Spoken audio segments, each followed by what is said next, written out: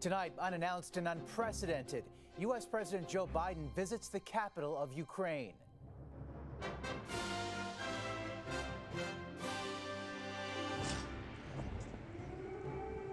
A top-secret trip and a pledge against Putin's war. He's just been plain wrong. Plus, the impact on Ukrainians forced to flee. As a mother, what is your biggest fear right now? Confronting the rising influx at Roxham Road. We simply don't have the capacity. Quebec's plea to send asylum seekers to other provinces. We're happy to do our part. We just want to know what the long game is. And a family adventure like no other. Fill their memory with as much beautiful thing as we could. An extraordinary vision quest and a race against time.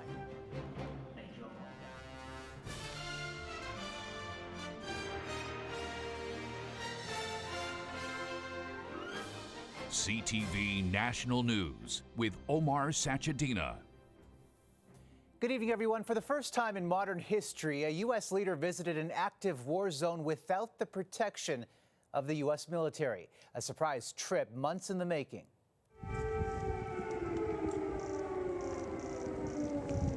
Air raid sirens wailed as Joe Biden walked with Ukrainian President Volodymyr Zelensky in the Ukrainian capital, just days before the first anniversary of the Russian invasion. Biden left Kyiv the same way he came in, via a 10-hour train ride to Poland. CTV's chief international correspondent Paul Workman on the historic presidential visit and the new pledge. Joe Biden has been to Ukraine often over the years, but this journey was daring, cloaked in secrecy, and hugely significant. Greeted by Ukraine's President Volodymyr Zelensky and his wife on a palace doorstep, welcoming their most important wartime visitor yet, who arrived after a 10-hour train ride from the Polish border with air travel no longer possible. A visit timed for the greatest symbolic and moral impact, just days before Ukraine marks a somber one-year anniversary of Russia's brutal invasion. Today we host President Biden. That is so important signal for us. I thought it was critical that there not be any doubt, none whatsoever, about U.S. support for Ukraine. Zelensky in his usual military fatigues, Biden in the uniform of a president, strolling down Kyiv's Alley of Bravery, to the latest in a collection of plaques honoring leaders and public figures who braved airstrikes to support Ukraine in person. Ladies and gentlemen, their excellencies. Biden came with more than just greetings and goodwill, delivering another $500 million in military support to Ukraine. We know that there'll be very difficult days and weeks and years ahead. But Russia's aim was to wipe Ukraine off the map. Putin's war of conquest is failing.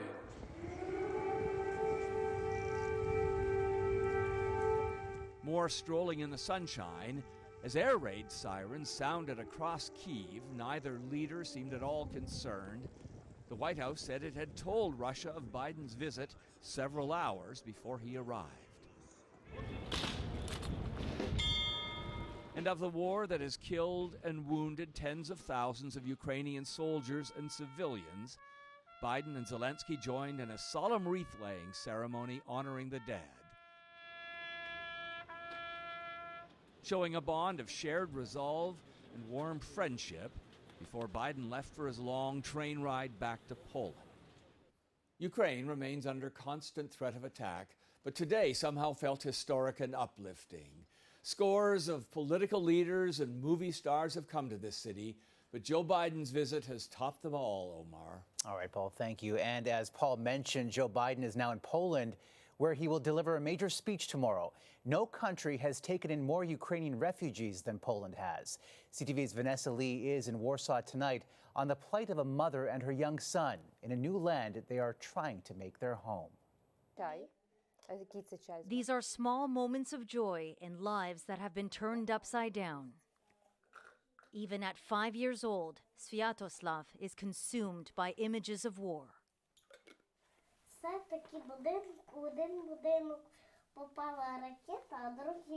The house on the left was destroyed by a Russian rocket, he says. His mom, Kristina, says he has been drawing pictures like this since the war began, as they lived in constant fear of bombing, taking cover in the bathroom. In November, she made the excruciating decision to leave her husband and parents in Zhytomyr in northwest Ukraine. The shelling became more frequent and more Russian troops were deployed to neighboring Belarus, she says. While she and Sviatoslav are now safe in Poland, facing the unknown in a new country with a foreign language without her family only added to her trauma. She says she has had to seek psychiatric help to find the strength to keep going. As a mother, what is your biggest fear right now? No home to return to and no family, she says.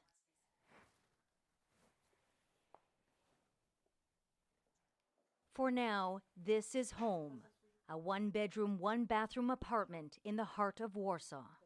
I sleep here, work here. After hearing about their ordeal, Beata Navrat gave up her own bedroom for the mother and son. I decide that I can do very much, but I can share this, what is most important for them. They need safe place. Poland has opened its doors to Ukrainians. They're able to work here, access free health care, and most have a place to live thanks to the kindness of strangers. There are at least 1.5 million more Ukrainians living in Poland now compared to a year ago, desperately waiting for the day they can go home. Omar. Vanessa Lee in Warsaw tonight. Here at home, Quebec's premier says asylum seekers flowing from the U.S. into his province are straining resources, and he wants Ottawa to help. CTV's Kevin Gallagher on François Legault's appeal to Justin Trudeau and claims Quebec can't keep up with demands on social services. The Quebec government is calling the steady stream of people crossing at Roxham Road untenable. Now our capacity are exceeded.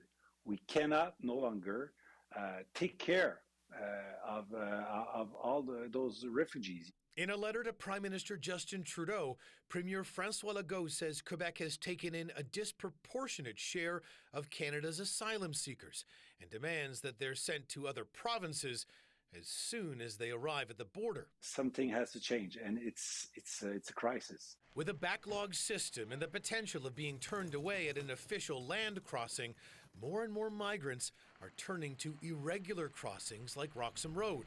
More than 39,000 asylum seekers crossed irregularly into Quebec last year, while fewer than 400 entered other Canadian provinces the same way. Legault says housing, schools, and social services are already overwhelmed, despite thousands of migrants being bused to Ontario since June. There's been significant numbers coming into the community, and we're happy to do our part. We just want to know what the long game is. The federal government says it's working with the United States to find a solution, while the world grapples with a global refugee crisis. Hundreds of millions of people are on the move, and more of them are going to try to get into Canada and request asylum, which is, by the way, a right. Some aid organizations say the issue isn't the number of asylum claims, but the slow process of providing documents like work permits. Over 25,000 of them don't even have the proper paperwork, so they can actually start integrating or participating in Canadian society. The immigration minister says he's speaking with other provinces and cities to help reduce Quebec's migrant burden. This includes finding temporary accommodation as they wait for asylum hearings, Omar. All right, Kevin, thanks. Atlantic premiers announced a new program today to cut down on the red tape for doctors who want to work in their provinces. Physicians will now be able to opt in to the Atlantic Register and will be able to work at any of the Atlantic provinces seamlessly without any additional licensing requirements. Doctors can join the program when renewing their provincial license each year. Until now, they were limited to their home provinces. The change is meant to reduce stress on the healthcare system. At least 3 people were killed and more than 600 injured today when a powerful 6.4 magnitude earthquake struck southern Turkey, exactly 2 weeks after another massive quake rocked the region, killing nearly 47,000. Here's CTV's Joy Malvin. It has happened again, fear and panic, as one earthquake and then another struck Turkey's Hatay province on the border with Syria. This aid worker in the middle of it. Right now, new earthquake hit. They say it's 6.4. That's a heavy one. You can see the ground shake and shift on dashcam video. Terror rippled through a camp housing hundreds of displaced people left homeless after the last earthquake. It felt like the ground would tear apart, this man says. The ground was shaking. We were very scared. The mayor says buildings have collapsed, trapping people inside. More death and hundreds injured. It also shook Syria, where the White Helmets rescue group reports several people were hurt from falling debris. The trauma here is unimaginable. Same fear, this woman says, same feeling of uneasy. We can't go inside, we can't stay, we don't know what to do. Emergency teams are still responding to that first massive quake 2 weeks ago and the thousands of aftershocks. New drone footage shows the catastrophic damage, unbelievable images of villages and homes destroyed. Rescues are few now, already 46,000 dead, and to survive this long under rubble is a miracle. But Turkey has declared it's time to move on to recovery and rebuilding. This is a massive disaster that requires a massive international aid effort. We need more relief. From NATO, container units will help house thousands of people left homeless. In Turkey, U.S. Secretary of State Antony Blinken pledging more help to come.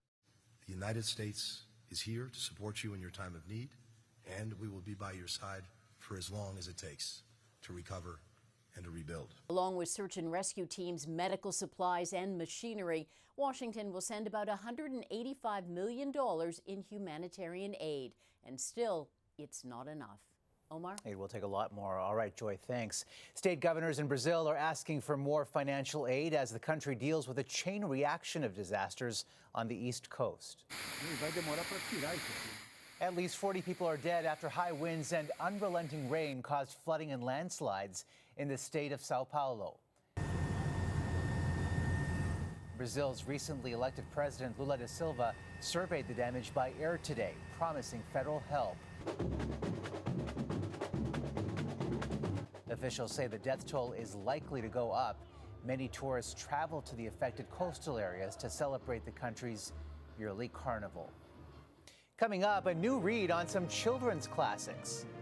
They are putting a guillotine down the old versions, and that, I think, is what is so wrong.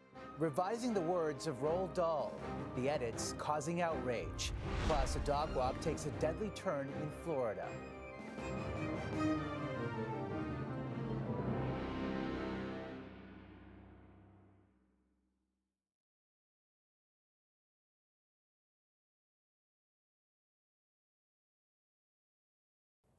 An 85-year-old Florida woman is dead after an alligator attack on an Atlantic Coast retirement community. Witnesses say the woman was walking her dog when this 3-meter-long gator grabbed it. She tried to wrestle the pet away, but the massive reptile turned on her. The dog survived, and the alligator was captured and removed from the property. And New York City Park staff faced the rare task of removing a gator this weekend when they stumbled upon one in a lake at Brooklyn's Prospect Park. We have so many other things to worry about. Now we got to worry about alligators. I just can't believe it. That's a big, big one. I'm glad I didn't see it. The 1.5-meter-long alligator was captured and transferred to the Bronx Zoo. Yet another industrial accident in Ohio at a metal manufacturing plant near Cleveland has left 13 people injured, 2 critically. The blast sent molten metal and debris into the air, which rained down on nearby buildings and cars. The explosion also sparked a large fire.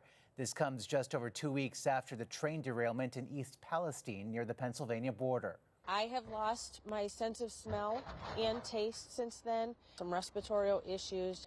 Environmental authorities insist the air and water are safe after the train released toxic chemicals into the local environment, but many are skeptical. Ever since that incident happened, our face has been burning, and it's really bad.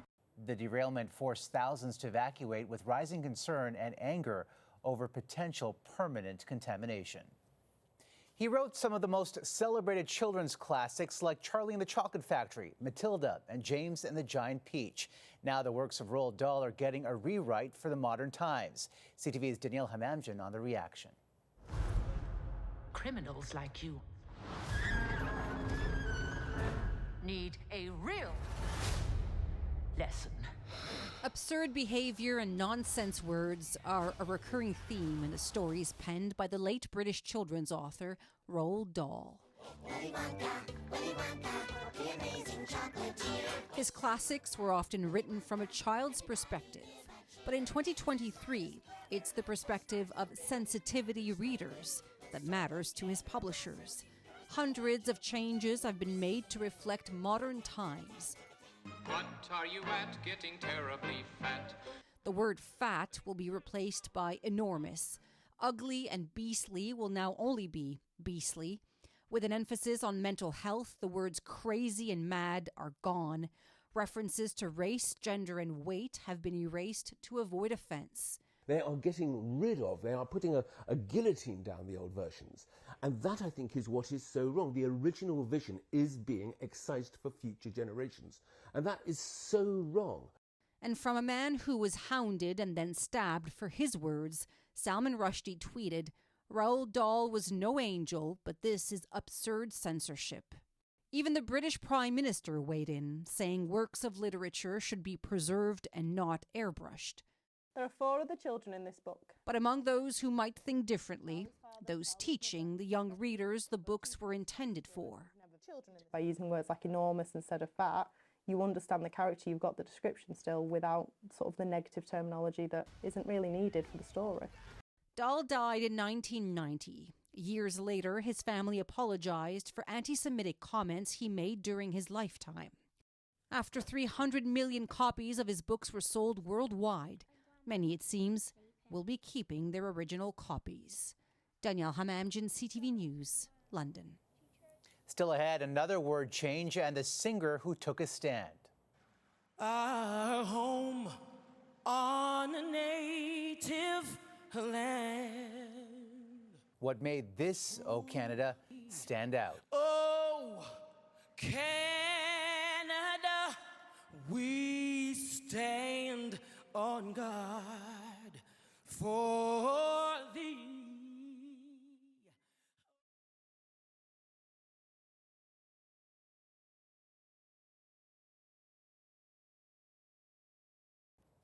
Charges against actor Alec Baldwin were downgraded today, reducing the amount of jail time he could serve if convicted in the fatal shooting of cinematographer Helena Hutchins while filming Rust. The change reduces the potential prison sentence from a minimum of 5 years to a maximum of 18 months if he's convicted of involuntary manslaughter. And same goes for the film's armorer, Hannah Gutierrez-Reed, who has also been charged. Canadian R&B singer Julie Black won over some fans after her rendition of the national anthem at the NBA All-Star Game. Oh, Canada, our home on a native land. As you just heard, Black emphasized our home on native land, acknowledging Indigenous peoples who lived on the land before European settlers. I too am learning, and so I reached out to some Indigenous friends to say, first of all, how do you feel about me doing this anthem? And I got some feedback, and so I really dissected the lyrics to really sing it with intention, because I know it like my name. Because now I'm singing it in a whole other meaningful way. Black says she hopes her subtle tweak leads to a lasting revision of the lyrics.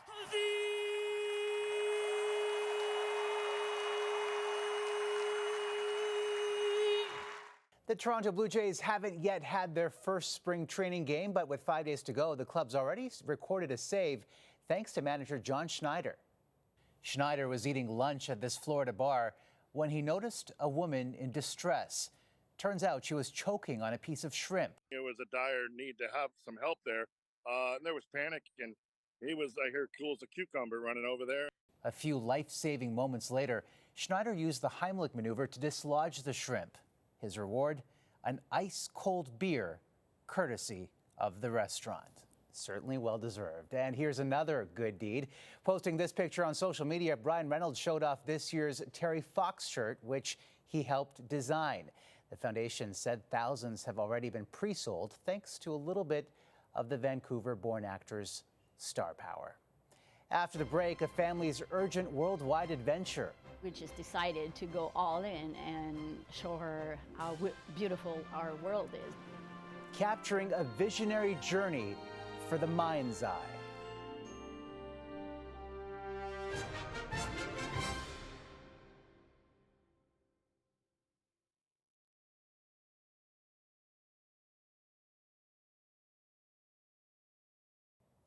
We check back in on an extraordinary experience inspiring us to live in the moment.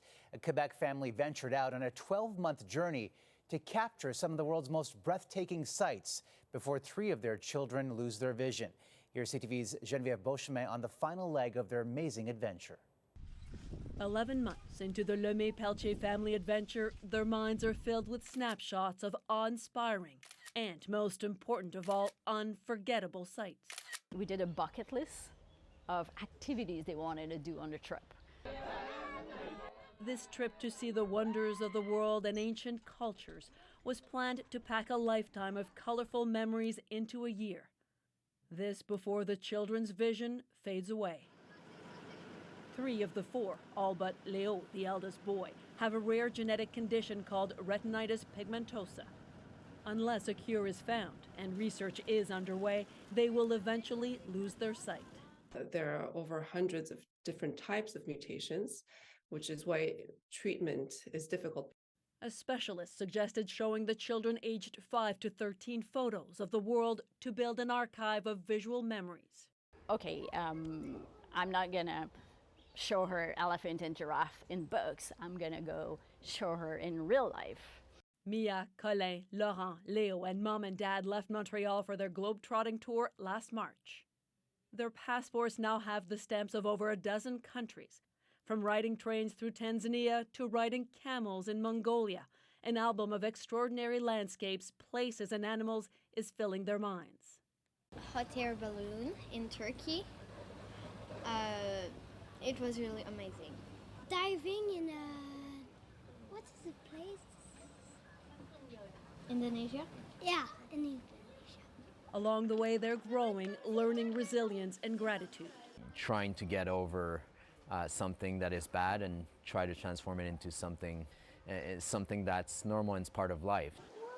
The Lemay-Pelletiers will fly back home in April, knowing that when, one day, darkness sets in, there will have been countless moments filled with color and light.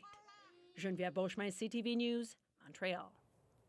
Beautiful. That's a snapshot for what is many of you a holiday Monday. For all of us at CTV National News, thank you for watching and good night.